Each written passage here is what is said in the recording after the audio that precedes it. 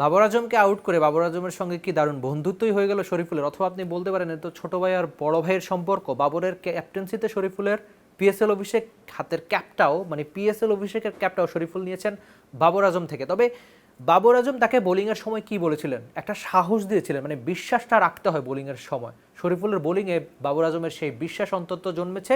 শরীফুল যখন বল করলেন তার পিএসএল এর প্রথম ওভারটা বা প্রথম দিকের স্পেল, তখন বাবর আজম তাকে সাহস দিয়ে বললেন যে তোমার যা ইচ্ছে, যেভাবে দেশের হয়ে বল করো ঠিক সেভাবেই বোলিংটা করো, নিশ্চয়ই তুমি সফল হবে।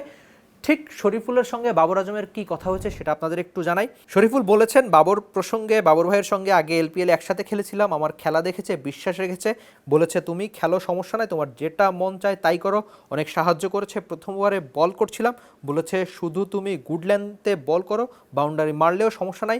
5+ স্টার রেটিং প্রাপ্ত দেশের সর্বোচ্চ বিদ্যুৎ সাশ্রয়ী ওয়ালটন এসি, স্মার্ট কমফোর্ট এখন নেক্সট লেভেলে। পরে বলেছে তোমার যে ফিল্ডিং লাগে আমাকে বলবা। পাকিস্তানে গিয়ে এর আগে টেস্টে দারুণ বোলিংটা করেছিলেন, সেখানে খুব সম্ভবত বাবর আজমকে আউটও করেছিলেন বা বাবর আজমের সঙ্গে দারুণ সম্পর্ক হয়েছিল। আবার কলম্বোতে দুজন এলপিএল খেলতে গিয়েও দারুণ বন্ডিংটা হচ্ছে, সেই বন্ডিংয়ের ফলেই বাবর আজমের প্রতি একটা আস্থা শরীফুলের রয়েছে, শরীফুলের প্রতিও বাবর আজম কি দারুণ আস্থা রাখছে। আপনি যদি সবশেষ বিপিএল এর কথা মনে রাখতে পারেন, কি দারুণ অপ্রতিরোধ্যই ছিলেন বাংলাদেশের পেসার শরীফুল ইসলাম। বিশেষ করে 12টা ইনিংসে 26 উইকেট তার নামের সঙ্গে, ইকোনমি 5.84, বোলিং গড় 10.07, সেরা 9 রানে 5টা উইকেট। এই অপ্রতিরোধ্য শরীফুল দেখা গিয়েছিল সবশেষ বিপিএলে।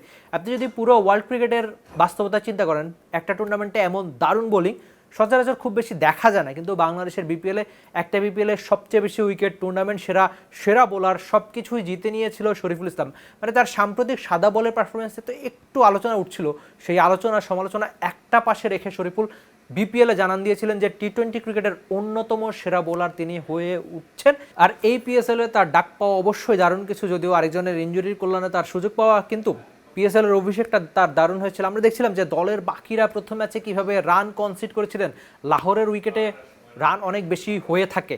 তো দারুণ এই বোলিংয়ের পারফরমেন্সের ফলে অন্তত তার জন্য জায়গা পাওয়াটা সহজ হয়ে গেছে।